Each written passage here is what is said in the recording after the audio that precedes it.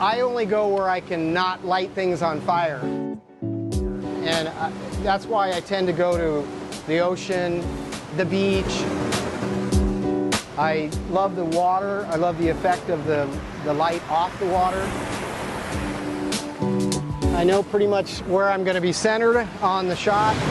I like to go vertical because when you see what this does, literally it throws these sparks, as it were, oh my God, I'd say 50, 60, 70 feet out. I'm going to just let the camera go.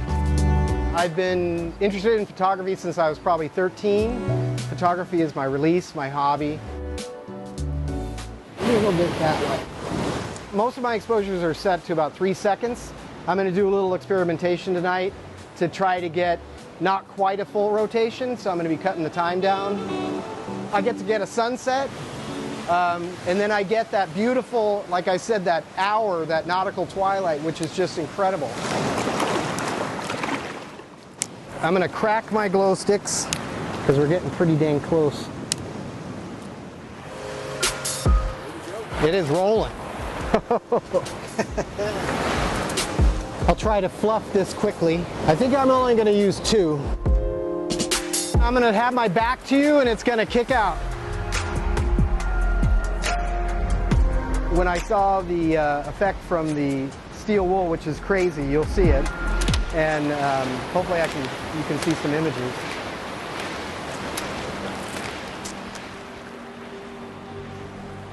I'm going to reload, and I'll do one more, and I'll check it.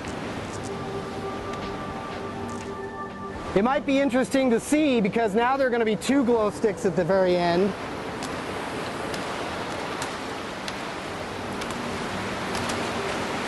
Now let's go see what we got.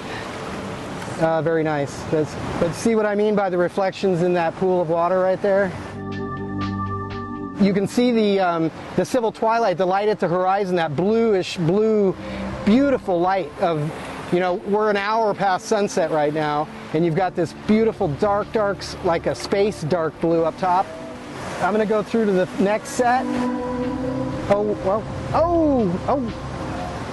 We might have our winner right there. Usually I can kind of tell a lot of times.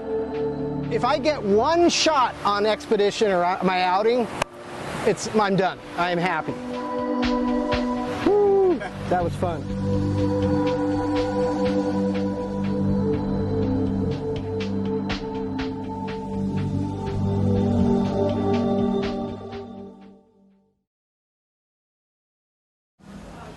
Like the cups of espresso they pour, Mostra Coffee started small. We started in a garage in Forest Ranch. Jillian Malone and her co-founders wanted to find a way to help poor people in their home country of the Philippines.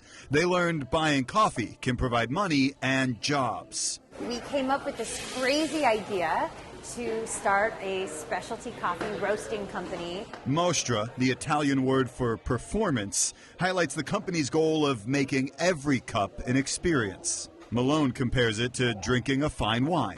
It'll taste anywhere from peaches to chocolate to tea-like flavor notes to blueberry. I mean, there's like so many different flavor notes that you can get out of a coffee that I don't think people realize, and you get to do that in specialty coffee.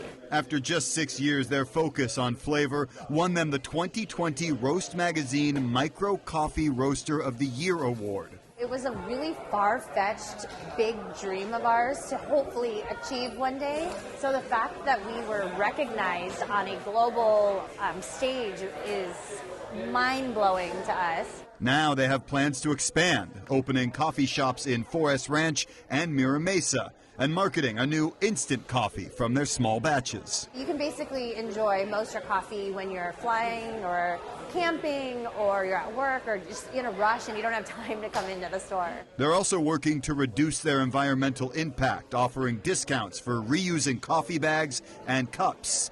Malone says no matter how big they get, doing good is burned into their company's DNA. It was rooted from a place of good and wanting to help, and we just believed in our mission so much that we thought, let's just go for it. 3, 2, 1. Mike's on. Hello and welcome to the 6th episode of the Chavista podcast. Scripts ready. We'd like to begin with asking why and when did you join the Farm Workers Union? The kids in the Cesar Chavez Service Club are learning by doing. It opens their mind, their critical thinking. Every couple of weeks, kids from a different school record the podcast, picking the brains of San Diego's top minds. Is it true that one of your cases went to the California Supreme Court? Yes, it is true. For this episode, they talked to United Farm Workers Union lawyer Ann M. Smith, who worked with the club's namesake, Cesar Chavez. You guys feeling good? Yeah. Club advisor Ariana Gallegos has a background in radio. She says teaching kids to podcast opens up opportunities for their future. Having the kids to come to a professional studio so that they don't feel that it's something that they can never do. I've always kind of wanted to do it as like a side thing, like just for fun, because it's always seems cool and fun. And educational. Not only do the kids learn, but they also hope other people who listen get something out of it. Because I like getting others' information out there. And I want people to hear their story and, like I said, possibly be inspired by it. Using a modern medium This concludes our podcast. to mold minds. It's really rewarding for me to see their growth. It's a totally different scene than normal. Just like you, Stand beside her. we've made some changes this week. We're working outside, and of course it's a very serious exercise we're taking part in. March has been a crazy month, but it is going to be really nice. We've turned kitchens into weather centers. It is very different, but it's the time we're in, and we have to meet the moment. Living rooms into newsrooms. Over 80,000 positive cases of COVID-19. In-person interviews, now virtual interviews. We've physically distanced, but we are still connected to each other and to you. And of those 59, 29 people had to be taken into the intensive care unit. We're doing our part to stay safe and healthy so we can bring you the very latest news and information and tell your stories in this uncertain time. We're looking for donations for gloves and masks for hospital workers if you have any at home. It's been quite a week. So many changes, so many concerns. She called us and she's like, I haven't been grocery shopping in a week. She's like, I don't care what the food is, I just need anything. But like in any crisis, we've also seen hope and community. Our gym is closed, and people are kind of trying to stay in their apartment, and of course people are missing all those activities. So residents are trying to be creative. San Diego is strong. We'll get through it, guys. We'll get through this. We're in it together, now and always.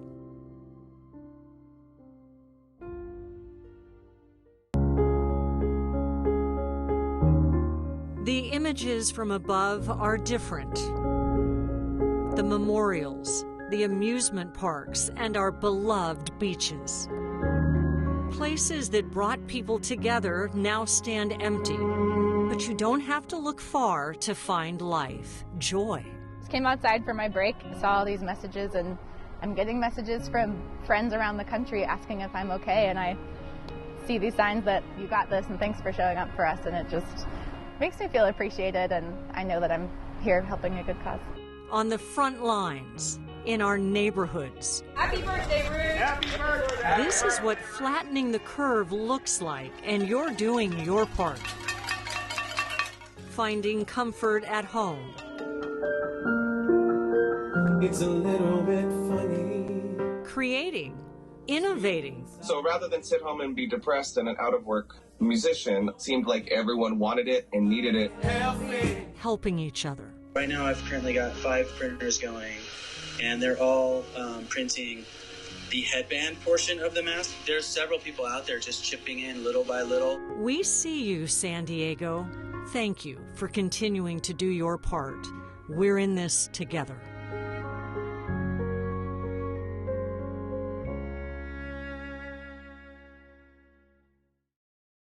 Good morning to you. For kids at the La Mesa Library, Eyes and ears.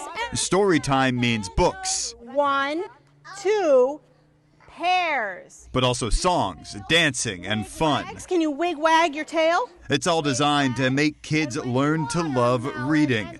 Gerda Holstrom brings her granddaughter, Ava, every chance she gets. She's starting to get prepared, even at 2 and 3 years old, for kindergarten. And I think that getting an interest in books and this service from the library is so important. And while library books are always an option, the chance to have their own library at home is something many kids in San Diego don't get. We know that reading is actually one of those milestones that is critical to long-term success. All week, as a celebration of Dr. Seuss' birthday and their 100th anniversary, the United Way of San Diego is working to change that, collecting books to donate to families in need. In many family settings where the parents are working 2 and 3 jobs, where they're crossing paths in the night and they're barely able to get the food on the table, reading is not so easy to do. So just having books in the household is really an important part. Studies show reading to kids as little as 3 times a week is enough to improve vocabulary and comprehension. If a kid is not at 3rd grade reading level by the end of 3rd grade, we end up knowing that they are 4 times more likely not to graduate high school on time. And if they come from low-income communities, they're 6 times more likely to fall behind. That's why Holmstrom and the other parents here Did you get dressed this morning?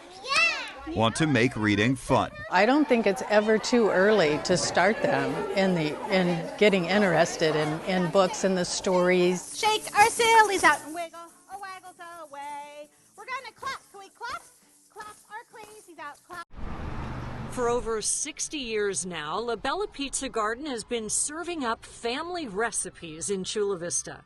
Last year, owner Tony Razzo invited me inside the bustling restaurant where tables were packed with families, enjoying a sense of home away from home. Meatball sandwiches, we do lasagna with the meatballs, we do meatball pizza, And they get real tender because they've been cooking all day. If it wasn't a family member bringing over food, it was one of La Bella's longtime wait staff. Ricotta, Parmesan, and mozzarella. Well, it's delicious. The only force capable of slowing this flow of Parmesan and pizzas was a global pandemic. My bartenders have been driving. I have Johnny on the road, and my bartendresses, they're actually at the front desk because they just like to work. Razzo had to pivot to save jobs.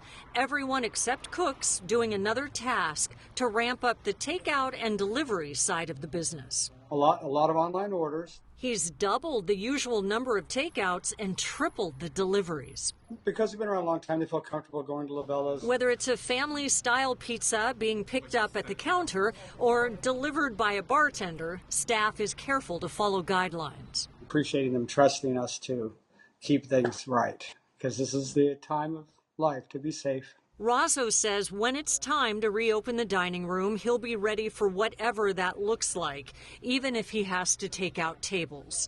He acknowledges it's sad how things have changed, but he's grateful for both his loyal customers and the new ones he hopes to keep when this is over. Kind of a warm feeling to be in downtown Chula Vista and having folks come back and say hi and get the food.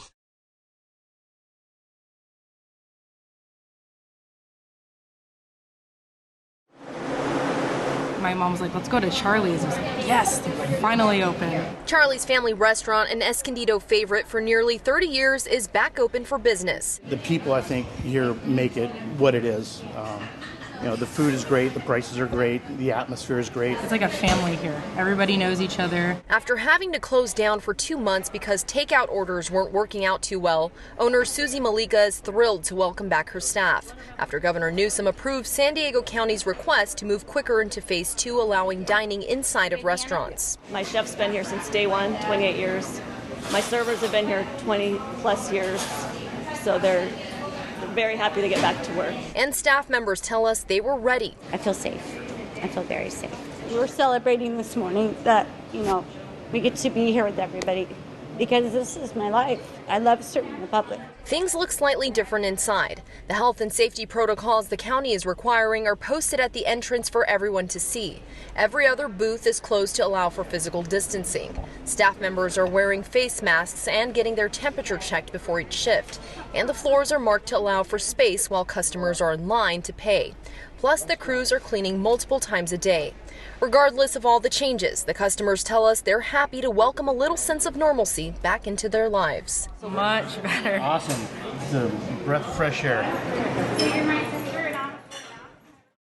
To everyone who showed up to this peaceful demonstration in Escondido, this is just a start to rebuilding trust between police and the community. A bell tolls 9 times. For each minute, George Floyd was held down. There's a moment of silence as residents of Escondido kneel down in remembrance. This community is together, we're going to stand and make sure what happened doesn't happen here. Escondido Police Chief Ed Varso and Mayor Paul McNamara joining in on this peaceful demonstration outside of City Hall, sending a message that meant so much to so many. Standing here on behalf of my department to make sure the community understands that we are all together in this, that we all condemn what happened to Mr. Floyd. It should have never have happened. It was wrong, and I'm glad that they're being held accountable for it. Wonderful to see that people can come out and protest peacefully, and that's the important thing. People of different races, backgrounds, ages agreeing that there needs to be a change. Require citizen input on the hiring of police chiefs and captains. Many wrote on sticky notes, posting them to the windows at City Hall, explaining what they will do to be a part of that change. It's so important to stand up for each other right now. It's good to see everybody kind of coming together to make a change. For now, this may be a start in the healing process and the rebuilding of trust between city leaders and the communities they serve. Mimi Alcala, 10 News.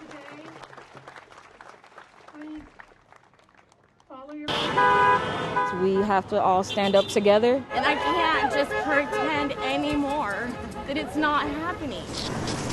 A moment of silence outside of Escondido City Hall Friday as people continue to call for police reform and racial justice. We are tired of injustices, police brutality everywhere across the world. The whole world standing up. And we want to make sure that Escondido gets its chance to stand up too. This is just one of several peaceful protests in Escondido this week. Many people have been requesting that police be retrained in de-escalation methods.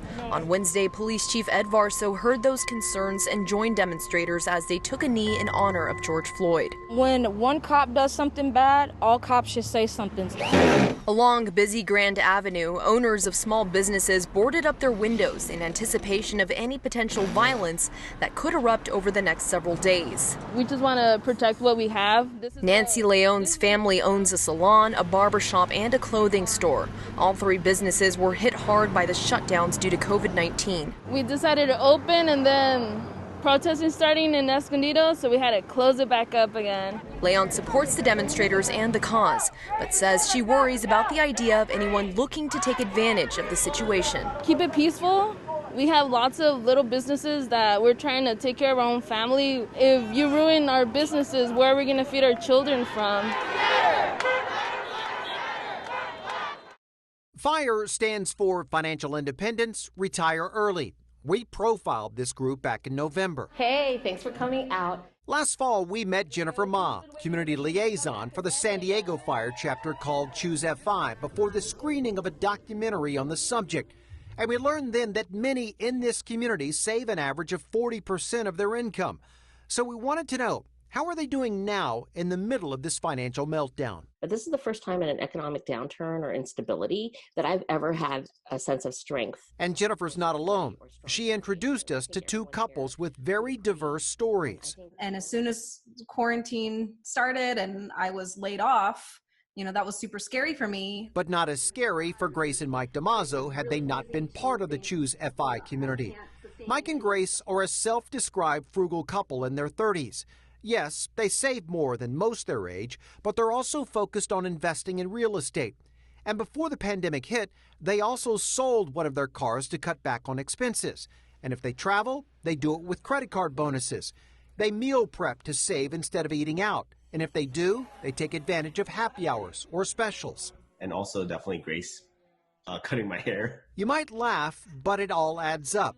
Mike's job is safe. He works in the Navy, so his job is essential. But Grace, a fitness instructor who was laid off by a big box gym, immediately transitioned her clients online. And the pandemic only has them doubling down on savings. It was a realization that this is the right path for, at least for us, and that we need to kind of fast track it. And then there is Wendy and Curtis Mays, a couple in their 50s with 6 kids. And if you think 50 is too late to start saving, think again.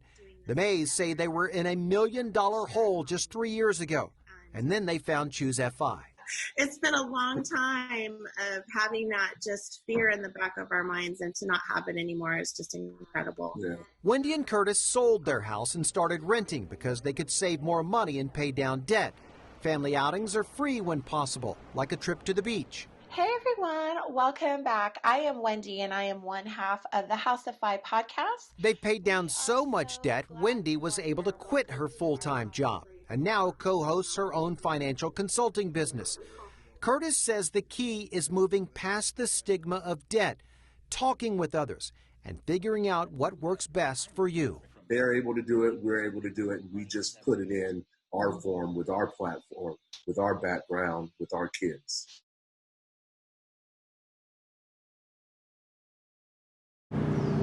If you don't see it, it's hard for you to know that you can be it. That's a saying Captain Jason Shanley of the San Diego Fire Department reminds people of all the time. As a recruiter, he spends his days making connections, trying to show not only kids but adults that being a firefighter is possible, no matter who they are or where they come from. The narrative is that tall white guys with mustaches are the ones that become firefighters, and that's just not true. Take Captain Shanley, for instance. His path to the fire department was paved by members of an organization called Brothers United, a group of African-American firefighters here in San Diego. Started taking some classes, met some other firefighters, got a mentor, and then here I am, 20 years later. His passion for what he does and desire to share it made him a perfect fit when the department created a full-time recruiting position 4 years ago. As a department, we wanted to focus more specifically on and make an actual effort to recruit more diversity into our fire department. Captain Shanley says some of the biggest obstacles are simply educating people on what it takes to become a firefighter. And once they do know, then trying to help them get the training they need. EMT schools are spread out all over San Diego County, hard to get to for those in the middle of the city without transportation. Working to try to bring some of those classes and resources to be more centrally located so that we can solve that equity issue. And that's part of what we're doing in the department as we speak. While there is still work to do, Captain Shanley says it's important the department has someone like him dedicated to hiring staff representative of the community it serves. It all goes back to that saying, if you can see it, you can be it. I want other people to know that this is something that you can do. It's more than just a job. This is a career. Lindsay Pena, ABC 10 News.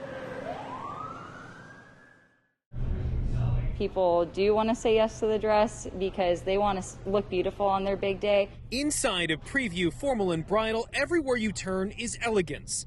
The racks are stocked and once again waiting for brides to find their perfect dress. It's been great. Our brides are so happy. People have been coming in. While business may finally be open, things are a little different.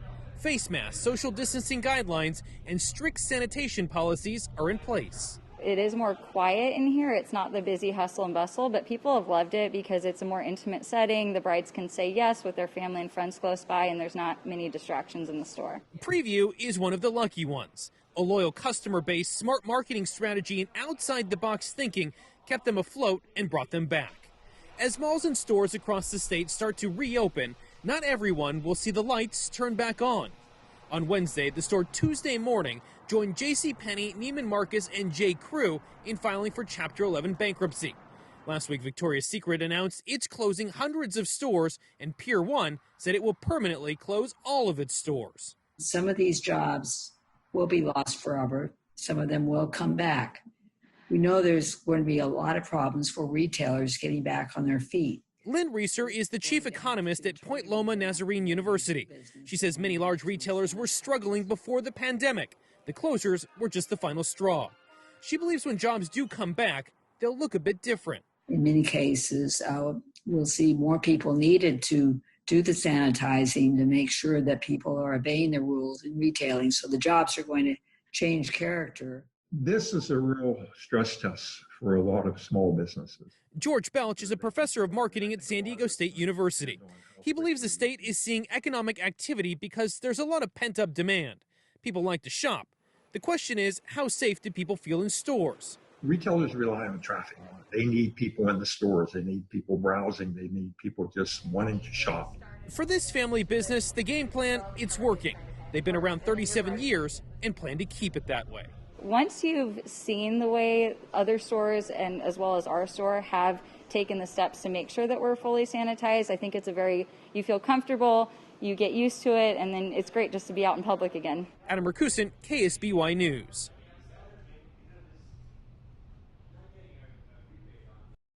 Petco Park is closed to fans because of the pandemic, so many are just trying to get as close to the action as they can. It's an opening day like no other. Typical opening day starts, right at the very bell, and people are crowded and down here several hours before the game. The game still brought some people out to the ballpark. Back in the box, turkey. Or at least restaurants near it, like Social Tap. Oh, we have 2 pages of wait list right now, so as people walk around and try to find out what their best option is, Owner Brent Crenshaw didn't have any trouble filling tables and chairs outside. But it's still so much different, it can be standing room and all that. But this year, the restaurant's capacity is reduced because of social distancing rules outside, as the community tries to stop the spread of the coronavirus. Though fans didn't let the pandemic ruin their love for the game. It's about time. It's about time this thing kicked off. Chris Messenger has this view from his balcony. He has a small group of people over to enjoy the game, and he's willing to keep sharing the view to different fans throughout the season. I run a tight ship on opening day. This is my 8th or 9th opening day for my balcony, so you invite people. You can't have too many, but I'll start letting normal people I don't know yet in a few days. There's going to be some babies for the first time, moms and dads, couples. Let's make it fun. Because even though the pandemic has changed a lot, it hasn't changed what opening day means for many. This is baseball. We're Americans, they go hand in hand, so it definitely is special. Again, we're playing the hand we're dealt. Anthony Pura, ABC 10 News. Ramona Fitness Center was open today, and the owner says he has no plans of closing. He does, however, plan on fighting those charges. People could be seen going in and out of Ramona Fitness Center Monday, the same day the district attorney filed 5 misdemeanor charges against the gym's owner for violating public health orders. The owner, Peter San Nicolas, says the alleged violations were from June and July. I closed for 85 days. It was supposed to be 2 weeks. So we opened back up 2 weeks before we were supposed to open. And while he does not deny he violated the order, he believes he did the right thing. It's about all businesses, small businesses like the salon across the street, the coffee shop down the road, the couple new restaurants that have opened that are struggling to survive. So it's not really about me anymore. It's about all small businesses. And I feel it's my duty to stand up. The district attorney's office gave ABC 10 News a statement that reads in part, "We work with businesses to give them opportunities to achieve voluntary compliance. But when the public health order is ignored and the law is broken, the public's health is at risk and we will file charges." As far as safety, San Nicolas says inside his gym, he has taken great steps to keep members safe from COVID-19. We have had not one case inside the gym at all. We're cleaning like ridiculous. This is a super clean gym. San Nicolas is now getting legal help. He plans to keep his gym open. He is facing 6 months in jail or a $1,000 fine for each misdemeanor charge. Of course it bothers me, but we knew that could happen. We were willing to put ourselves out there, really to make a stand, and hopefully other businesses would do the same. Anthony Pura, ABC 10 News. The protest lasted roughly 2 hours, and although there were some tense moments, it remained peaceful. The crowd gathered in the parking lot of the La Mesa Police Department, calling on the department to be more transparent about the now former officer seen in this video shoving Amari Johnson during an arrest last May. Last week, the department announced Officer Matt Dadges no longer works for the department. Amari Johnson spoke hours before the protest. protest. When we come in peace, we just want equality and not to be racially profiled against. Activists want Dadges arrested and charged. The protest remained peaceful, although there were tense moments where protesters and what appeared to be counter-protesters got in each other's faces. If you come to a peaceful demonstration to bring violence, we will defend ourselves because that is our right to. During the protest, dozens of motorcycles showing up in what they called a unity ride together to show support for the gathering. One man was detained by La Mesa police, but late tonight officers confirmed that he's been released after determining no crime was committed. We're going to keep on fighting. We're not going to stop until, our changes that we want made are made, until we treat it as not second-class citizens, but as equals. Laura Acevedo, ABC 10 News. No cars needed to be towed, no streets needed to be blocked off. This year's San Diego Pride Parade launched virtually in a quiet outdoor patio at Inside Out Restaurant in Hillcrest. Today's going to look a little different, but we're trying to keep it as close to normal as possible. Normal despite trying times brought on by the coronavirus pandemic. But Pride is no stranger to the idea of adapt and overcome. Our parade has gone on through a hurricane. Our parade has gone on through a bomb threat. We have had challenges to this event happening, and it is very important to keep our Pride traditions alive, regardless of what's going on. People you'd normally see marching in Hillcrest submitted videos. Hi, it's your favorite bearded African non-binary queen, the one, the only Miss Amber St. James. Our celebration was born out of the Stonewall riots. I wish everyone a happy virtual Pride. Others still made their way to University Avenue to support local LGBTQ businesses and display their pride. Feeling your true self and celebrating with your community means one love. Janine and Cindy Lauritsen never miss a Pride. They say they want their love story to inspire the next generation. There was a day we couldn't be married, and now we are, and celebrating that, and getting the younger generations to see that it's okay to be who they are. They were one of the more than 160,000 people who tuned in to the virtual parade from around the world. Organizers admit it wasn't perfect. Mark, I think we need to fix your audio. But they say they are proud to spread this year's timely slogan. Together we rise is our message for everyone. We're going to get through this together. Showing how even if mass gatherings are canceled, Pride is not. Love one another. I have to say the same thing. Rena Nakano, ABC 10 News. For months, people across the state of California have struggled to get unemployment benefits. I mean, I spent every day just stressing about the EDD, calling EDD. My claim is being held up due to certification. It just said pending, pending, pending. I dialed 456 times yesterday. 6 months into the pandemic, for some, the struggle continues. Right now, I'm not going to be able to pay rent and not going to be able to pay my insurance. Let alone get much food or anything. Jadra Miller says she's been out of work since March. Jadra says she was receiving money from EDD, but then something changed. They just flagged my account, and I've been trying to figure out, I've been calling, and I completed the paperwork that they sent me. Jadra says there's an issue with the effective date on her claim. Because of that, the money stopped. Now my account is negative $1,056. Jadra says when she is able to get someone on the phone, they aren't able to help. It's just so incredibly frustrating. I've tried so many avenues, and I really feel helpless. In the past 6 months, the Employment Development Department's taken a beating from California lawmakers. When they call your bureaucracy, the feedback we're getting is atrocious. The agencies responded by upgrading systems and going on a hiring spree, saying they'd hired at least 1,800 new temporary full-time and hourly staff. As of last week, EDD had doled out more than $71 billion in benefit payments since March. The agency says it's processed more than 11 million claims for unemployment insurance, pandemic unemployment insurance, and benefit claim extensions over that time frame. EDD says the average amount of benefits paid daily over the last week was almost 1,000% higher than the daily average paid over the same time at the height of the Great Recession in 2010. Jadra says it's great EDD's been able to get people money. She's gotten some of it. Now she just wants to know if and when that'll continue. I'm very frustrated and wishing that things would get fixed already. Adam Rakusin, ABC 10 News. Tax returns. They're a part of campaign season from the presidential level down to the local level. That's no different in the 53rd District congressional race between Sarah Jacobs and Georgette Gomez. Both candidates released 3 years of tax returns.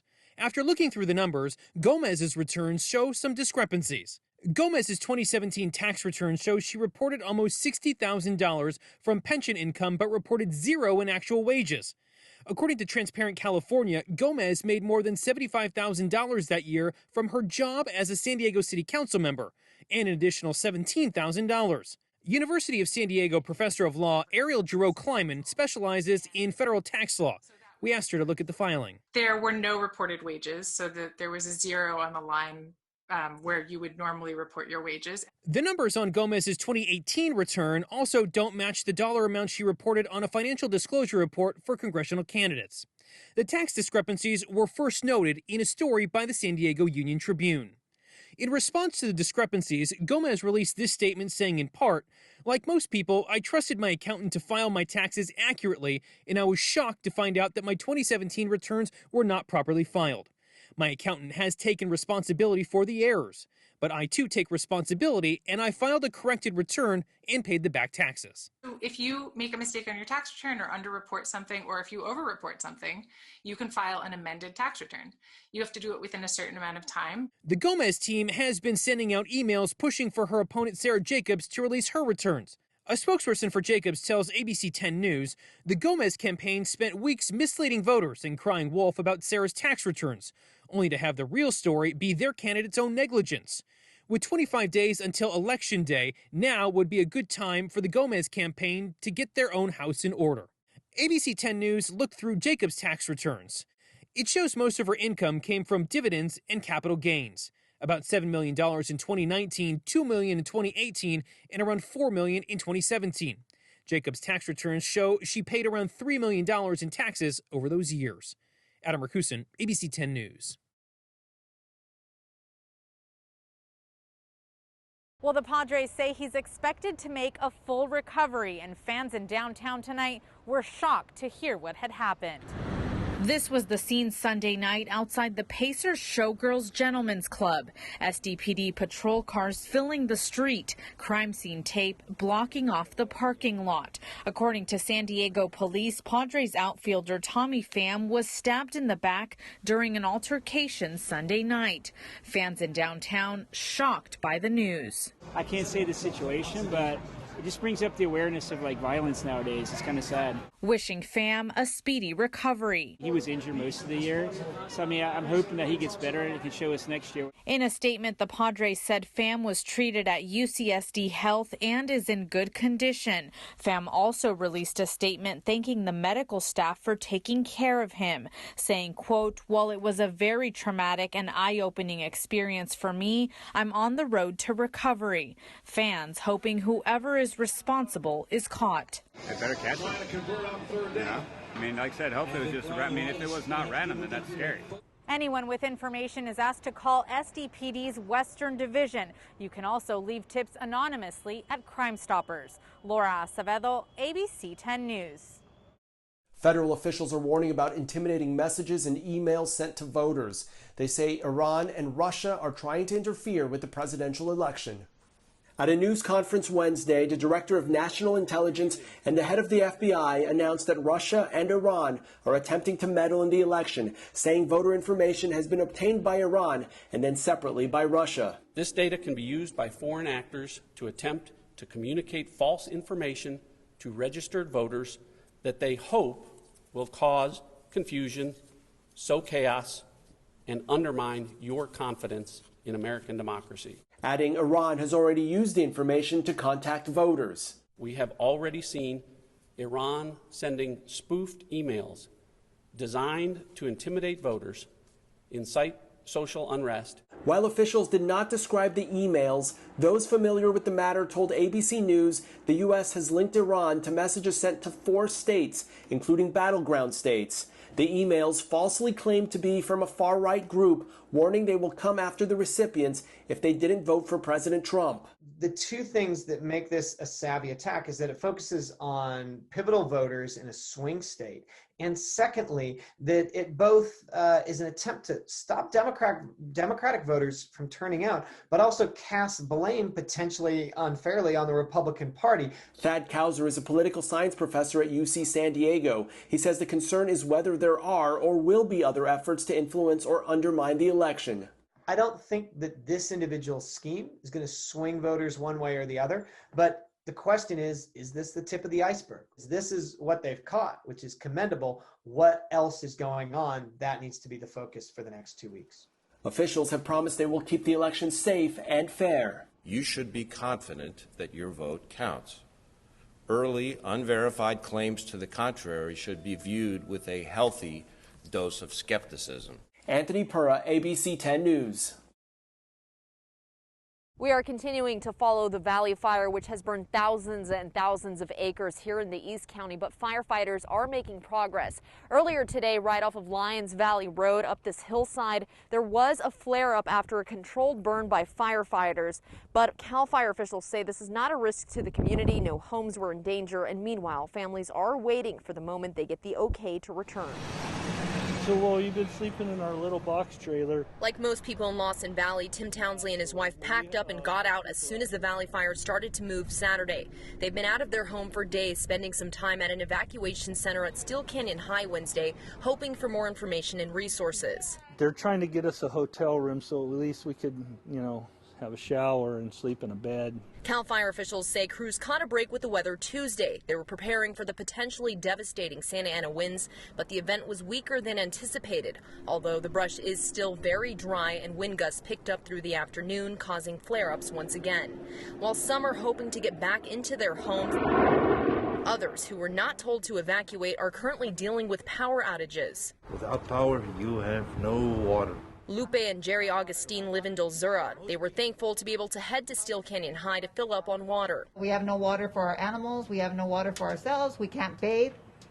We also can't flush a toilet. We're on a well system, which means that we need electricity to run the wells, which means that we have no water at all. For now, these families can't wait for things to be safe enough to return to normal. We're hoping maybe tonight or tomorrow, based on addresses, they could start letting some of us back in.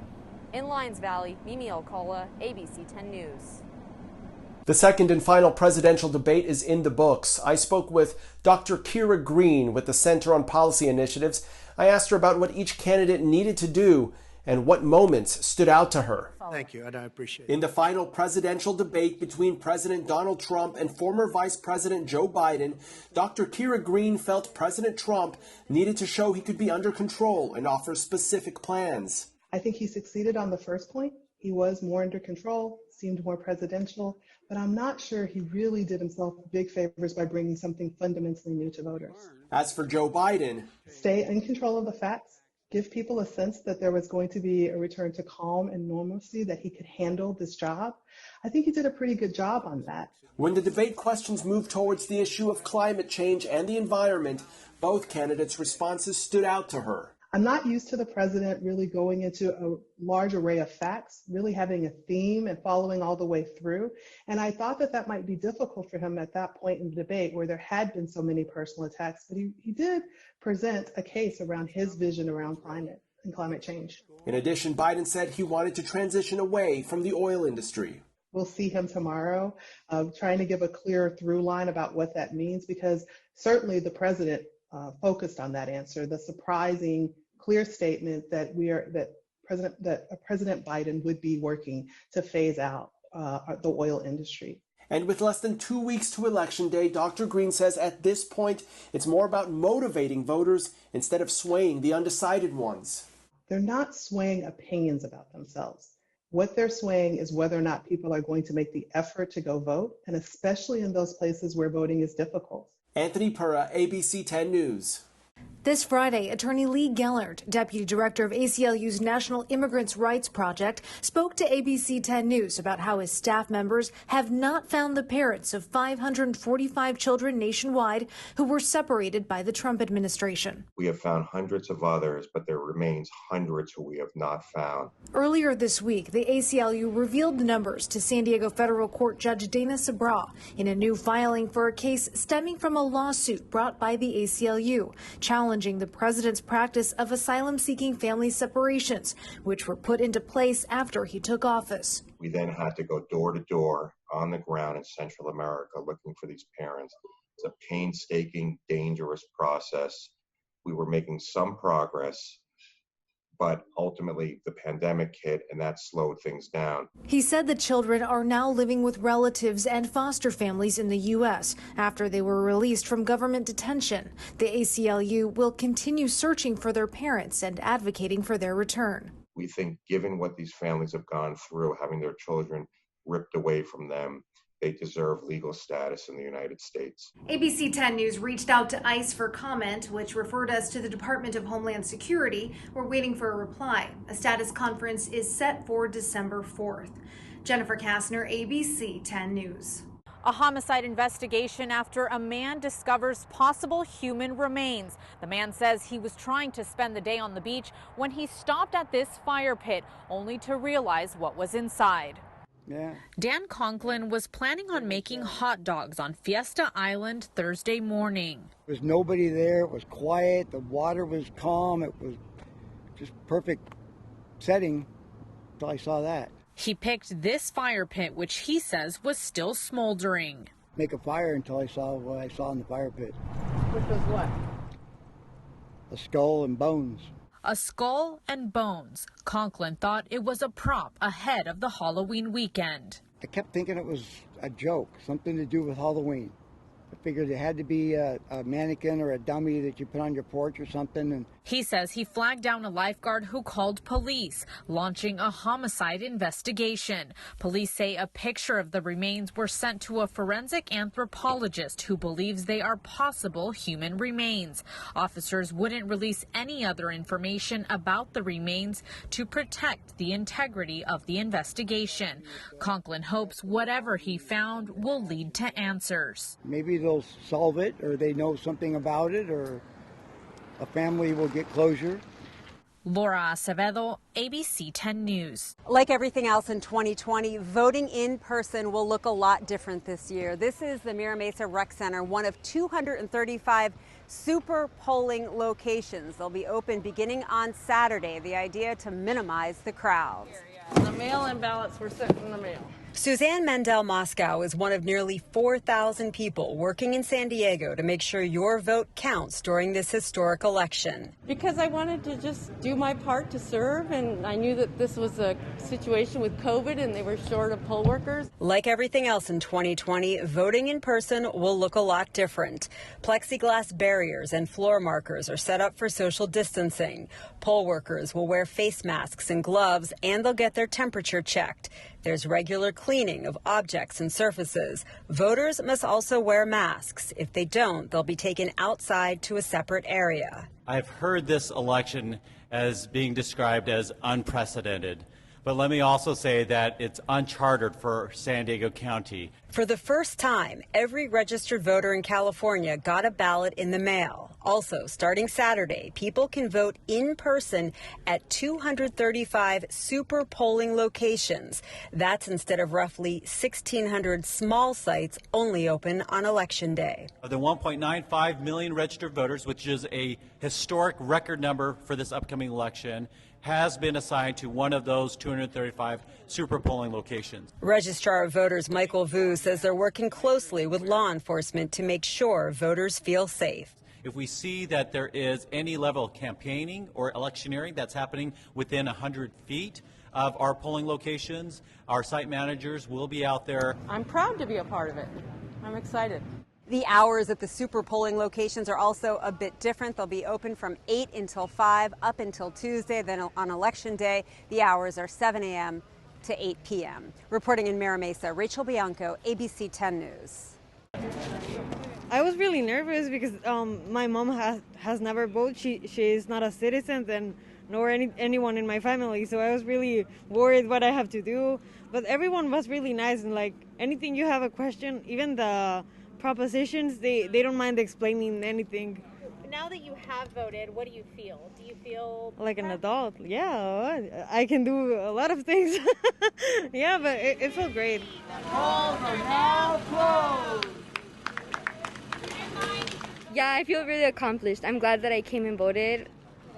It's like I know I did my part, and it was fun, I guess. And I've been waiting to vote since I was like little, because my mom always wanted me to vote, so it was fun. It was my first time vote. I was excited because it was 7:58, and the guy said 2 more minutes left and you can go vote. Actually, I did it because my son told me. I don't want to vote it, so he just told me that I have to vote it.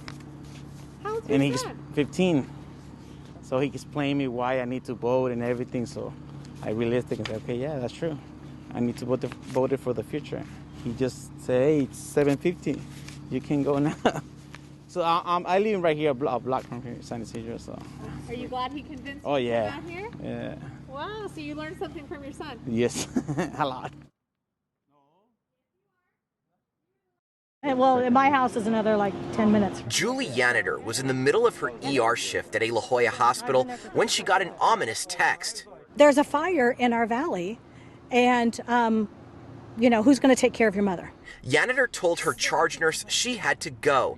Then she jetted east on the 8, seeing a gigantic plume the entire 40-mile trip home. And as I got closer and closer, it just was looking bigger and bigger, and I'm seeing all the fire trucks and Sheriff's Department and CHP. And Yanitor got back, grabbed her mother and 2 dogs, and snapped this picture of the flames from her backyard.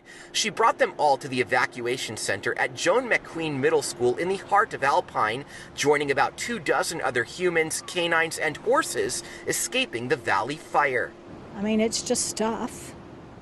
I mean, it's kind of a bummer. I just painted the house. We just painted the house, Everything was looking spiffy, but it is just stuff.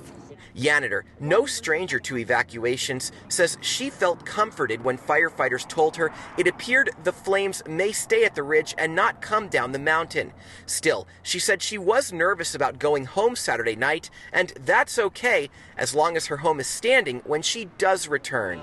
Yes, I'm going to die there, but not in a fire. John Horn, ABC 10 News.